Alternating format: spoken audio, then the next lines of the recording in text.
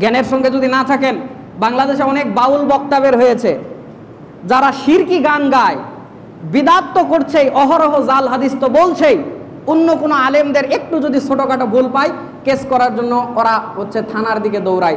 জোরে বলেন আছে না নাই? এসব বাউল ফাউল বক্তারা কেন জায়গা পায়? তাদেরকেও একদল মানুষ পীর বলে। আরে ও যদি পীর হয় ও নাকি মুফতি, ও যদি মুফতি হয় ও নাকি ডবল টাইটেল দিছে, ও নাকি ডবল টাইটেল ওলা যদি হয়, তাহলে আমি বলবো আমিও পীর, আমিও মুফতি, আমিও ডবল টাইটেল না দিয়েও আর সে ভালো আছে ডবল টাইটেল আমি। তাহলে তাদেরকেও একদল মানুষ পূজা করে, তাদেরকেও একদল মানুষ মুসাফা করে, তাদেরকে দেখেও মানুষ হাদিয়া দেয়। কেন? সঠিক জ্ঞানের অভাব থাকা। মোট কথা হচ্ছে আমার, মানুষ যতগুলো অপরিচিত অন্যায়ের মধ্যে জড়িত যায়, অপরিচিত অন্যায়ের মধ্যে লিপ্ত হয়, জ্ঞান না থাকার কারণে মানুষ এই কাজগুলো করে বসে। আল্লাহ আমাদের যাবতীয় গুনাহ থেকে বাঁচার তৌফিক দান করুক, বলেন আমিন। চলেন মূল আলোচনাতে চলে গেলাম, আর ডানে বামে কথা নয়।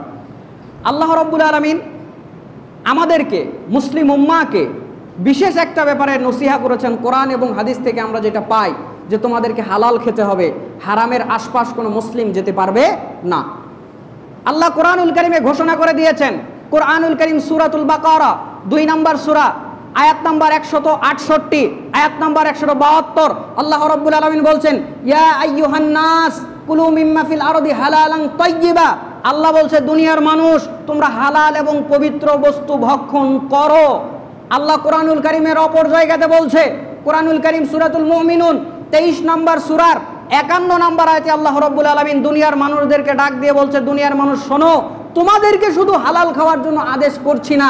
আল্লাহ বলছেন, ইয়া আইয়ুহার রাসূল কুলু মিনাত তাইয়্যিবাতি ওয়া আমালু সলিহা। হে আমার রাসূলেরা, তোমরা হালাল খাও এবং আমল করো। আল্লাহ একবার কোরআনে বহুবার বলেছেন, ইমানদারদেরকে বলেছেন, মানুষদেরকে বলেছেন যে তোমরা হালাল উপার্জন করে খাও, এবং বিশেষভাবে আল্লাহ নবীদেরকেও বলেছেন তোমরাও হালাল উপার্জন করে খাও। মুহাম্মদ সাল্লাল্লাহু আলাইহি সাল্লামকে আল্লাহ বলছেন, নবী আপনি হালাল খান তারপর আমল করেন। তাহলে আগে হালাল না আগে আমল? কথা আমার কি বোঝেন? খুতবা মনোযোগ দিয়ে শুনতে হয়, কথাবার্তা বলা যায় না, তাই না? তো যখন খতিব সাহেব বলতে বলছে তখন বলবেন, তখন আপনার আর গুনাহ হচ্ছে না। গুনাহ কখন হবে? যখন দুইজন আপোষে কথা বলবেন, দুইজন বলবেন চুপ করো, ময়লা পরিষ্কার করবেন, বা দুইজনে কথা বলছেন, তখন ওই গুনাহটা বর্তাবে। মনোযোগ দিতে হবে খতিবের দিকে। খতিব যদি কোনো অর্ডার করে, খতিব যদি কিছু বলতে বলে, তখন আবার মুখ বন্ধ করে থাকার দরকার নাই। ওই গুনাহ বা নেকি থেকে আপনি সটকে পড়বেন না। কথা কি বুঝতে পেরেছেন? না আমার কথা মনে বোঝেন নাই? জবাব দেওয়ার চেষ্টা করবেন যেগুলো প্রশ্ন করব। কেন? আপনি বুঝলেন কিনা আমি আবার কেমনে বুঝবো? আমার ভাষা কি বোঝা যায়? আচ্ছা, আল্লাহ বলছেন, হে আমার রসুলেরা তোমরা হালাল খাও। খেয়াল করবেন, রসুল এক বচন, জবর দিয়ে যদি রসুল হতো এক বচন। আরবিতে বচন 3 প্রকার, এক বচনের বেলায় এক বচন, বহু বচনের দ্বিবচনের বেলায় দ্বিবচন, এবং বহু বচনের বেলায় বহু বচন ব্যবহৃত হয়। আল্লাহ রাব্বুল আলামিন যখন কোরআন নাজিল করেছিলেন, পৃথিবীতে কয়জন নবী ছিল? কয়জন ছিল? মুহাম্মদ সাল্লাল্লাহু আলাইহি সাল্লাম ছাড়া আর কেউ নবী তখন ছিল? ছিল না। তো আল্লাহর তো বলা উচিত ছিল, ইয়া আইয়ুহার রাসূল, হে আমার রাসূল আপনি হালাল খান আমল করেন। তা না বলে আল্লাহ বলছেন, ইয়া আইয়ুহার রাসূল, পেশ বহু বচন, হে আমার রাসূলেরা তোমরা হালাল খাও এবং আমল করো। তখন রাসূল কয়জন ছিল? তা আল্লাহ যে বলছে রাসূলেরা, এর মানে কি? এর মানে আল্লাহ বোঝাচ্ছেন, নবী শুধু আপনাকে হালাল খাওয়ার জন্য আমি আদেশ করছি এমনটা নয়, আপনার পূর্বে যত নবী ছিল সবাইকে আল্লাহ আদেশ করেছিল যে আপনারা হালাল খান এবং আমল করেন। তাহলে হালালের সিরিয়াল আগে না আমলের আগে? হালালের। হালাল খেতে হবে, কোনোভাবেই উপার্জনে খাদ্যের সঙ্গে হারাম মেশানো যাবে না। আপনি যদি হারাম খান আপনার শরীর জাহান্নামে যাবে। মিশকাতুল মাসাহাবি কিতাবুল বাইআ হাদিস নাম্বার 2768 রাসূলুল্লাহ সাল্লাল্লাহু আলাইহি ওয়াসাল্লাম বলছেন যে যেই শরীরটা লা ইয়াদখুলুল জান্নাতা জাসাদুন গুযিয়া বিল হারাম, যেই শরীরটা হারাম খাদ্য দ্বারা গঠিত হয়েছে ওই বডি জান্নাতে প্রবেশ করবে না। আল্লাহর নবী সাল্লাল্লাহু আলাইহি সাল্লাম আরো স্পষ্ট করে বলেছেন, আপনি আমি আল্লাহর কাছে দোয়া করি, আল্লাহর কাছে আমাদের একটা দোয়াও কবুল হয় না মর্মে আমাদের প্রত্যেকের একটা অভিযোগ আছে না নাই? যে হুজুর দোয়া কবুল হয় না, দোয়া কবুল হয় না। কেন কবুল হয় না? বলেন আপনি। ইবনু মাজাহ 2274 নম্বর হাদিস, রাসূলুল্লাহ সাল্লাল্লাহু আলাইহি ওয়াসাল্লাম, এই হাদিসটা মিশকাতুল মাসাবিতে রয়েছে, সহিহ মুসলিমে রয়েছে। আল্লাহর নবী সাল্লাল্লাহু আলাইহি ওয়াসাল্লাম বলছেন, একটা মানুষ সফররত অবস্থায় ছিল, তার চেহারা গায়ে ধুলা ময়লা লাগানো আছে। হাদিসের বিবরণে বোঝা যায় লোকটা হজ অথবা উমরা করার জন্য গেছে। শরীরে সফর করে যাওয়ার কারণে ক্লান্তি, শরীরের সফর করে যাওয়ার কারণে পোশাকে ময়লা, দেখে বোঝা যায় লোকটা সফর করে এসেছে। আর হাদিস থেকে বোঝা যায় লোকটা হজ অথবা উমরার সফরে গিয়েছে। গিয়ে তিনি আল্লাহকে বলছে, রব্বি রব্বি, প্রতিপালক প্রতিপালক, এইটা দেন, ওইটা দেন, ওইটা দেন। আল্লাহর নবী লক্ষ্য করে বলছেন, ওয়া মাতামুহু হারামুন ওয়া মাশরাবুহু হারামুন ওয়া মালবাসু হারামুন ওয়া গুযিয়া বিল হারাম ফাআন্না ইস্তাজিবু লিযালিক। আরে ওই ব্যক্তির কাপড় হচ্ছে হারাম, ওই ব্যক্তির খাবার হচ্ছে হারাম, ওই ব্যক্তির পানি হচ্ছে হারাম, ওর শরীর তৈরি হয়েছে হারাম দিয়ে, ওর দোয়া কিভাবে কবুল হতে পারে? হারাম করে দোয়া কবুল হবে না। হারাম থেকে যথাযথ বাঁচতে হবে।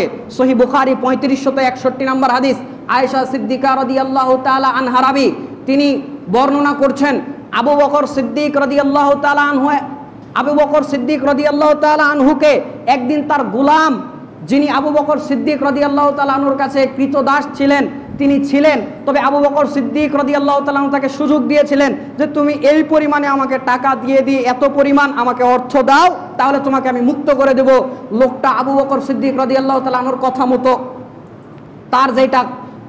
তার যেটা অ্যামাউন্ট ধার্য করা ছিল প্রত্যেক দিন বা যেভাবে সে পূরণ করার চেষ্টা করছিল, আবু বকর সিদ্দিক রাদিয়াল্লাহু তাআলা এগুলো নিতেন এবং ব্যবহার করতেন। একদিন সেই গোলাম আবু বকর সিদ্দিক রাদিয়াল্লাহু তাআলা আনহুকে এক বাটি খাবার এনে দিলেন। আবু বকর সিদ্দিক রাদিয়াল্লাহু তাআলা আনহু খেয়ে নিলেন।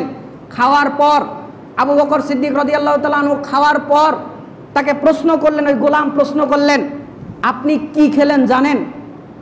আপনি কি খেলেন জানেন? বলছে না। বলছে এই খাবারটা আমি জাহিলি যুগে গণকি করতাম, পারতাম না, মানুষকে ধোকা দিতাম। জাহিলি যুগে আমি গণকি করতাম, তখন আমি পারতাম না কিন্তু মানুষকে ধোকা দিতাম, তো মানুষকে ধোকা দিয়ে আমি ইনকাম করে উপার্জন করে খেতাম। তো একজনকে একটা কথা বলেছি, আর লেগে গেছে, ওই লোকটা আমাকে এই উপহার, ওই কাজকে লক্ষ্য করে দিয়েছে। আবু বকর সিদ্দিক রাদিয়াল্লাহু তাআলা আনহু সাথে সাথে মুখের মধ্যে হাত দিয়ে তার পেটে যত খাবার ছিল, যতক্ষণ তার পেটে খাবার ছিল, যতক্ষণ তিনি বের করতে পেরেছেন, সব খাবার তিনি বমি করে ফেলে দিয়েছেন। যে হাদিসটা সহিহ বুখারীতে এসেছিল, এইভাবে হারাম থেকে বাঁচতে হবে। আল্লাহর নবী সাল্লাল্লাহু আলাইহি ওয়াসাল্লাম সাবধান করেছেন। এই হাদিসটা আপনি পেয়ে যাবেন মিশকাতুল মাসাবি, কিতাবুল বাইআ, হাদিস নাম্বার 2761। রাসূলুল্লাহ সাল্লাল্লাহু আলাইহি ওয়াসাল্লাম বলেছেন, ইয়াতি আলান নাসি জামানুন, এমন একটা জামানা আসবে, এমন একটা সময় আসবে, যেই সময়ের মানুষেরা ইনকাম করবে, উপার্জন করবে, কিন্তু আমিনাল হালালি আমিনাল হারাম, ওইটা হালাল পথে উপার্জন হলো না হারাম পথে উপার্জন হলো, কোনোভাবেই সে ভ্রুক্ষেপ করবে না। টাকা পাবে ক্যাশ বাক্সে ঢোকাবে, টাকা পাবে ব্যাংকে রাখবে, টাকা পাবে পকেট বোঝাই করবে। হালালভাবে এসেছে না হারামভাবে এসেছে একবারও চিন্তা করবে না। আল্লাহর নবী বলেছে ওই জামানা আসবে। আপনাদের কি মনে হয় ওই জামানা এখনো আসছে নাকি এসে গেছে? এসে গেছে, আমরা অতিবাহিত করছি। তার ধারাবাহিকতায় এক হারামের নাম হচ্ছে সুদ। জন্মের পর থেকে আপনি আমি শুনছেন সুদ হারাম, আপনিও শুনছেন, আমিও শুনছি। কোরআন বলছে, হাদিস বলছে, বলেই যাচ্ছে। বলতে বলতে বক্তারা বুড়া হয়ে মরে যাচ্ছে, কিন্তু যত দিন যায় সুদ তত যুবক হচ্ছে, যত দিন যায় সুদ তত চাঙ্গা হচ্ছে। ব্যাপার কি? ওয়াজ কোথায় যাচ্ছে? কথা কোথায় যাচ্ছে? আপনার কাছে কোরআন হাদিসের নসিহাগুলো কোথায় যাচ্ছে? আপনার কি জাহান্নামের ভয় নাই? আপনার কি ভয় নাই যে আপনার যদি বডি হারাম দিয়ে তৈরি হয় আপনি জাহান্নামে যাবেন? আপনার এই ভয় নাই? আপনি যদি হারাম খান আপনার ইবাদত কবুল হবে না, এই ভয় কি আপনার নাই? আপনি হারাম যদি খান আপনি রবের সামনে অপমানিত হবেন, লাঞ্ছিত হবেন, এই ভয় কি আপনার নাই? বক্তা ওয়াজ করতে করতে, সুদের ওয়াজ করতে করতে বক্তাই বুড়া হয়ে যায়, মরে যায়। যত দিন যায় সুদ তত আরো যুবক হয়। কেন? আসেন সুদের ইতিহাসটা জেনে নেই। সুদ কোথা থেকে এসেছে? মূলত পৃথিবীতে যত হারাম, যত বদ জিনিস আছে, যদি আমি আপনাকে এক একটা করে নাম বলি, আপনি চোখ বন্ধ করে বলে দিতে পারবেন এগুলো ইহুদিরা করেছে। একেবারে বিনা তাহকিকে আপনি বলে দিবেন, বিনা গবেষণায় বলে দিতে পারবেন ইহুদিরা বানিয়েছে। এই যে সিগারেট কে বানিয়েছে বলেন? ইহুদিরা বানিয়েছে। এই যে 7 আপ খান, পেপসি খান, ইত্যাদি ইত্যাদি যেগুলো আমরা খাই, এগুলো না খেলে কি মানুষ মরে যাবে? হালাল হারামের ফতুয়া পড়ে, এগুলো যদি না খায় মানুষ কি মরে যাবে? মরে যাবে না। তারপরেও এগুলো বাজারে ছেড়েছে, অহরহ চলছে। কে নামিয়েছে? ইহুদিরা। মানে যত অসার অপ্রয়োজনীয় জিনিস চোখ বন্ধ করে বলতে পারবেন এগুলো ইহুদিরা এনেছে। তেমনি এই সুদ সিস্টেমের সৃষ্টির পিছনে হোতারা হচ্ছে ইহুদিরা। বলবেন হুজুর আপনিও কি আন্দাজে বললেন? আমি ওই জয়পুরহাট থেকে আন্দাজেই যদি বলবো তাহলে কষ্ট করে এত দূর আসার কি দরকার? কথা তো আপনারাও বলতে পারেন। তাহলে আমার জয়পুরহাট থেকে এসে বলার কোনো মানে হয়? জয়পুরহাট থেকে বলতে এসেছি তার মানে দলিল প্রমাণ দিয়েই বলতে হবে, না হলে তো নাটোরের মানুষ ছাড়বে না নাকি? কি বলেন, ছাড়বেন? ছাড়বে না। হুজুর ধর্মের নামে একটা কথা বলে যাবেন তা তো হবে না। ওটা কি শুধু আমার জন্য না বাকি সব হুজুরের জন্য? সবার জন্য তো, কথা যেন ঠিক থাকে। কোরআনুল করিম খোলেন, কোরআনুল করিম সূরাতুন নিসা 4 নম্বর সূরার 4 নম্বর পারার 160-61 নম্বর আয়াত খুলবেন। আল্লাহ কোরআনুল কারিমে ইহুদিদের ব্যাপারে বলছেন, ওদের বহুত খারাপ কাজের জন্য আমি অনেক কিছু হারাম করে দিয়েছিলাম। আল্লাহ বলছেন ওদের বহুত খারাপ কাজের জন্য আমি ওদের অনেক কিছু হারাম করে দিয়েছিলাম। তার মধ্যে আল্লাহ রাব্বুল আলামিন একটা বলছেন, সেটা হলো রিবা, সুদ। তারা সুদ খেত, এই জন্য তাদের উপরে অনেক হালাল বস্তু আমি হারাম করে দিয়েছিলাম। তো আল্লাহ যখন এটা তাদেরকে হারাম করেছে, তারা কি যুক্তি দিল? বলছে আল্লাহ আমাদের ওরা বানিয়েছে, ওরা কথা বানিয়েছে যে আল্লাহ আমাদের মধ্যে সুদ খেতে নিষেধ করেছে। অন্য ধর্মের লোক, ওই খ্রিস্টানরা রয়েছে, অন্যরা যারা রয়েছে বা অন্য ধর্মের লোক যারা রয়েছে তাদের সঙ্গে সুদ খাইতে তো আল্লাহ নিষেধ করে নাই। আল্লাহ শুধু বলছে আমাদের মধ্যে খেতে নিষেধ করেছে। তারা আল্লাহর অর্ডারকে অমান্য করে নিজেদের মধ্যে না খাইলেও অন্য লোকেদের মাধ্যমে, অন্য গোত্রের, অন্য পরিবেশের, অন্য ধর্মের, অন্য আকীদার লোকেদের সঙ্গে তারা সুদের লেনদেন চালিয়েই গিয়েছিল। এই হলো সুদের উৎপত্তি, এই হলো সুদ শুরু। তারপর থেকে ধীরে ধীরে ধীরে ধীরে যারা নিকৃষ্ট মনের মানুষ, যারা খারাপ মনের মানুষ, যারা বদ চিন্তার মানুষ, তারা এই হারামটাকে জিয়ে রেখেছে, আর সেই হারামটা আমাদের পর্যন্ত চলে এসেছে। জাহেলি যুগেও সুদের প্রচলন ছিল। জাহেলি যুগে কিভাবে সুদের প্রচলন ছিল? তারা একে অপরকে অর্থ সম্পদ ইত্যাদি ধার দিত, কিন্তু যখন তারা চাইতে যেত, বলতো ভাই আমায় এখন হয়তো দিতে পারবো না, তখন সেই লোক বলতো ঠিক আছে দিতে না পারো 10 দিন পর দাও, তবে তোমাকে দিয়েছিলাম 15 টাকা, 10 দিন পর 20 টাকা দিবা। এইভাবে তারা সুদ দেওয়ার মাধ্যমে তারা টাকাটা সময় বাড়িয়ে দেওয়ার মাধ্যমে তারা টাকা বাড়িয়ে নিত, যেটা এখন আমাদের সমাজেও আছে। এভাবে সুদ চলছে, চলে আসছে। কত খারাপ মানুষ এটাকে জীবিত রেখেছে। খারাপ মানুষ বলবো কেন? এখন তো বর্তমান বাংলাদেশের শিক্ষা ব্যবস্থা, আপনি যদি সুদ নিয়ে লেখাপড়া না করেন, সুদের অঙ্ক না করেন, অঙ্কে আপনার অন্ততপক্ষে 10টা মার্ক কম হবে, 20টা মার্ক কম হবে। যারা শিক্ষক আছেন তারা হয়তো বুঝবেন, বা যারা লেখাপড়া করছে তারা হয়তো বুঝবেন। সুদ চক্রবৃদ্ধি একটা অধ্যায় আছে, চক্রবৃদ্ধি মুনাফা কেমনে খেতে হয় অধ্যায়, এতে দেওয়া আছে 10, 12টা, 15টা, 20টা অঙ্ক, কিভাবে সুদ খেতে হবে, কিভাবে সুদের হার বের করতে হবে, ইত্যাদি ইত্যাদি। 2 মাস ধরে ছাত্ররা ওই অধ্যায় পড়ছে। মানে আল্লাহ বলল সুদ হারাম, বাংলাদেশের শিক্ষা ব্যবস্থা করে দিল সুদের ব্যাপারে জানা ফরজ, জানো। কথা সামনে নিয়ে যাই, চলেন। সুদ এভাবে যখন আমাদের মধ্যে আসলো, সুদ আবার ধীরে ধীরে 2 প্রকারে পরিণত হলো। আল্লাহর নবী সাল্লাল্লাহু আলাইহি ওয়াসাল্লামের জামানা আসার পর সুদ মূলত 2 ভাগে বিভক্ত। যারা ইসলামিক অর্থনীতি নিয়ে লেখাপড়া করেছেন তাদের জানার কথা। একটা হচ্ছে রিবা আন নাসিয়া, আর একটা হচ্ছে রিবা আল ফাজল। রিবা আন নাসিয়া কোনটা? যেটা অতিরিক্ত। রিবা আন নাসিয়া মানে অতিরিক্ত, বাড়তি, বাড়িয়ে দেওয়া, মানে সময় বাড়িয়ে দেওয়ার মাধ্যমে অর্থ উপার্জন করা। ধরেন আপনাকে 10,000 টাকা দেওয়া হলো, সেটা আপনি 1 মাস পর দিবেন, আরো 2,000 টাকা যোগ করে দিবেন। এই সুদ খাওয়া তো বোঝেন, এটা তো বোঝেন। এটাকে বলা হয় রিবা আন নাসিয়া। রিবা আল ফাজল কোনটা? রিবা আল ফাজল হচ্ছে ওই সুদ যেটা জিনিসের মাধ্যমে খাওয়া হয়। কিভাবে? সুদ শুধু টাকা দিয়ে হয় না। আপনি দেখেন, আপনাকে দেখায় সুদ কত ভাবে হয়। ধরেন আপনার কাছে 1 কেজি আম আছে, আপনার কাছে 1 কেজি আম আছে, আপনি আরেকজনের কাছ থেকে তার গাছের 1 কেজি, আপনার কাছে 1 কেজি আম রয়েছে, এই আমটা একটু মিষ্টি কম, তার গাছের আমটা একটু মিষ্টি বেশি, তো আপনি 1 কেজি আম দিয়ে আধা কেজি আম নেবেন, বলেন জায়েজ? কেউ কিছু বলে না। ভাই আমার আম তো টক, ওরটা তো মিষ্টি, তো ঠিকই তো আছে, 1 কেজি দিয়ে আধা কেজি নেব, সমস্যা কি? ঠিক না? আগে একটা হাদিস শোনেন।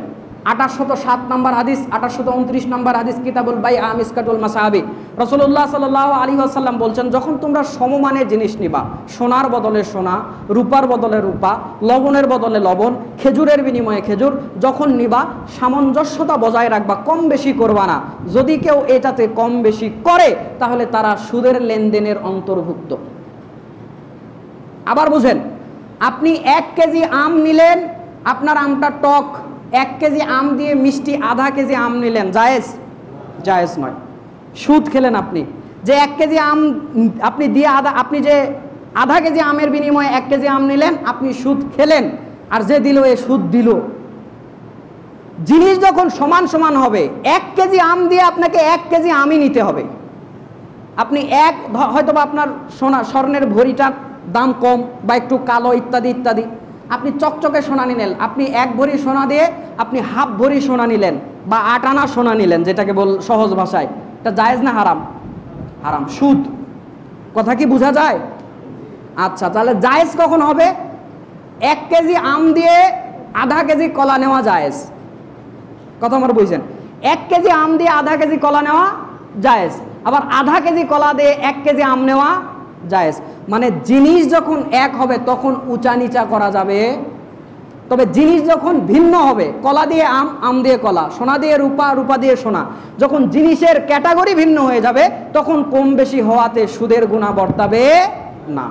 কিন্তু যদি জিনিস এক হয়, সোনা দিয়েই যদি সোনা নেন, আম দিয়েই যদি আম নেন, খেজুর দিয়েই যদি খেজুর নেন, লবণ দিয়েই যদি লবণ নেন, কোয়ালিটির উপরে হলেও স্বাদের উপরে হলেও কম বেশি করলে দুইজনেই সুদ, একজন সুদদাতা একজন সুদ গ্রহীতা, দুইটাই সুদের গুনার মধ্যে অন্তর্ভুক্ত হবে। তাহলে উপায় আপনার ওই 1 কেজি আমকে বিক্রি করেন, 1 কেজি আম বিক্রি করে মিষ্টি আপনি আধা কেজি আম কিনেন, যদি ওর সঙ্গে আরো 10 টাকা যোগ দিতে হয় যোগ দিয়ে কিনেন, এইটা করা যাবে। কিন্তু সরাসরি জিনিস নিতে চাইলে সমমানের একই জিনিস সমানই নিতে হবে, 19-20 করা যাবে না। এটাকে বলা হয় রিবা আল ফাদল, যেটা হাদিসের নস দ্বারা সরাসরি হারাম। আমাদের সমাজে এটার প্রচলন আছে। কথা কি বুঝতে পেরেছেন? আল্লাহ আমাদের হারাম থেকে হেফাজত করুক, বলেন আমিন। এতটুকু বুঝলে সামনে যাই? এতটুকু বুঝেছেন? আচ্ছা, এখন সামনে যাই। কোরআন এবং হাদিসের সুদ সম্পর্কে আয়াত এবং হাদিসগুলো আমরা শুনে নেই। আপনাদের তো একটাই খুতবা শেষ হয় না? একটাই খুতবা শেষ। আজকে যদি একটু 5-10 মিনিট সাদাকা করতে হয়, করতে রাজি আছেন না? কষ্ট পেয়ে যাবেন? খুব কষ্ট দেব না, কারণ গরম, এক একজনের মেজাজ এক এক রকম। উনি খুতবা শুনবে না দেখেই তো এসেছে 40-50-এ, তো আপনি আবার বাড়িয়ে তাকে 10-20 মিনিট বেশি শোনালেন, ওর মাথা কেমনে ঠিক থাকে? কথা মনে হয় আমার বুঝেন নাই। ও শুনবে না দেখে তো লেট করে এসেছে, এবং এরাই বিভিন্ন শব্দ পিছন থেকে করে। এই জন্য আমরা এলাকা গ্রামগঞ্জগুলোতে খুতবা নেই না ভাই। নিলে কি হয়, লোকজনেরা বুঝে না, অনেকটা কথা আলোচনা শেষ করতে 10-15 মিনিট 5 বেশি লাগতেই পারে। সচরাচর দেখবেন সব শায়েখরা, আব্দুর রাজ্জাক বিন ইউসুফ ঢাকা, আমানুল্লাহ মাদানী ঢাকা, মুজাফফর বিন মহসিন ঢাকা, আমি ছোট আদনা বান্দা, আল্লাহর এক গোলাম, এলেম কালাম কিছু নাই, আমিও ম্যাক্সিমাম খুতবা ঢাকা। বুঝেন নাই? সব দিক থেকে সুবিধা আছে। আমরা 1 ঘন্টা থেকে 1 ঘন্টা 15 মিনিট শহরের মানুষরা খুতবা শোনে, 1 ঘন্টা থেকে 1 ঘন্টা 15 মিনিট ম্যাক্সিমাম খুতবা আমরা দেই। এই যে আমাদের মিডিয়ার ভাই আছে, তারা জানে, সবসময় আমাদের ভিডিওগুলো রেকর্ড করে। সুতরাং একটু যদি সময় পার হয়, বেশি না, 10 মিনিট 5-10 মিনিট যদি পার হয় কষ্ট পাবেন? আল্লাহ আপনাদের ধৈর্য ধরার তৌফিক দান করুক, বলেন আমিন। আগে একটু বলে নিলাম ব্যাপারটা। কোরআন এবং হাদিস থেকে তাড়াতাড়ি বলছি, আমি সময় বেশি নেব না। আমি কোরআনে 8টি আয়াত খুঁজে পেয়েছি সুদ হারাম আল্লাহ করেছে। 8টি আয়াত শুনে নেন। কোরআনুল কারীম সূরাতুল বাকারা 2 নম্বর সূরা 3 নম্বর পারার 275, 276, 278, 279, 280, এখানে 5টা আয়াত।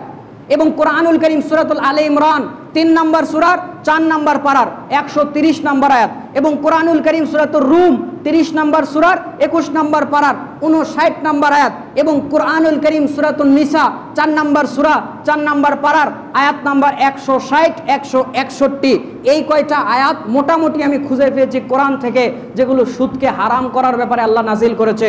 এবার আসেন আয়াতগুলো শুনে নিই। প্রথমেই কোরআনুল কারীম সূরা বাকারা 2 নম্বর সূরার আয়াত নাম্বার 275 আমি পড়ছি। আল্লাহ রাব্বুল আলামিন বলছেন, ওয়া আহাল্লাল্লাহুল বাইআ ওয়া হাররামার রিবা। আল্লাহ বলছেন আমি যাবতীয় সুদকে হারাম করলাম, এবং আল্লাহ রাব্বুল আলামিন বলছেন আমি ব্যবসাকে তোমাদের জন্য বৈধ করে দিলাম। 176 নম্বর আয়াতে আল্লাহ রাব্বুল আলামিন ঘোষণা করছেন, ইয়ামহাকুল্লাহুর রিবা ওয়া ইউরবিস সাদাকা, আল্লাহ বলছে যারা সুদ খায় এই সুদকে আমি নিশ্চিহ্ন করে দেই, আর যারা সাদাকা করে এদেরকে আমি বাড়িয়ে দেই। 168 নম্বর আয়াতে আল্লাহ রাব্বুল আলামিন বলছেন, ইয়া আইয়ুহাল্লাযীনা আমানুত্তাকুল্লাহ ওয়া যারু মা বাকিয়া মিনার রিবা ইন কুনতুম মুমিনিন। আল্লাহ বলছেন, হে বিশ্বাসীগণেরা, তোমরা আমাকে ভয় করো, আর যাদের যাদের সুদের বকেয়া আছে সব ছেড়ে দাও যদি তোমরা ঈমানদার হও। এখন আপনার মনে হচ্ছে 5 লক্ষ টাকা ব্যাংকে রেখেছি, 2 মাস পরেই তুলবো, হুজুরের ফতোয়া শুনে সুদ ছেড়ে দেব। 10 লক্ষ টাকা দিয়ে রেখেছি, আগামী মাসেই আমার টাকাটা পেমেন্ট সহ দিবে, আর হুজুর এখন হারাম বলল, সুদের লেনদেন ছেড়ে দিতে বলল, ছেড়ে দেব। এই কথা যদি ভাবেন আর ছাড়তে যদি না পারেন, আল্লাহ বলছেন বিহারবি মিনাল্লাহি ওয়া রাসূলি, ও লোভীরা, ও নষ্ট মাইন্ডের লোকেরা, ও নিকৃষ্ট জীবেরা, যারা সুদের লেনদেন ছাড়তে তোমরা রাজি নও, তাদেরকে লক্ষ্য করে আল্লাহ বলছেন, তাহলে তোমরা আল্লাহ এবং রাসূলের সঙ্গে যুদ্ধ করার জন্য রেডি হয়ে যাও। বিহারবিম মিনাল্লাহি ওয়া রাসূলি, আল্লাহ এবং রাসূলের সঙ্গে যুদ্ধ করার জন্য তোমরা রেডি থাকো, যারা সুদের বকেয়া ছাড়তে পারছো না। লাভ টাকার লাভ, আপনার যেটা মেইন টাকা, যেটা আপনার 5 লাখ টাকা, এটা আপনি নেন। আল্লাহ কি বলছেন, সুদের যেটা বাকি আছে, যেটা বাড়তি আছে, এটা ছেড়ে দাও। আল্লাহ মেইনটা কিন্তু ছাড়তে বলেন, আবার ভুল বুঝছেন না। যেটা আপনার 5 লাখ, এটা কি করেন, তুলে নেন, কিন্তু 5 লাখে যা লাভ আসবে এটা কি করেন, ছেড়ে দেন। ঘোষণা দিচ্ছে কে?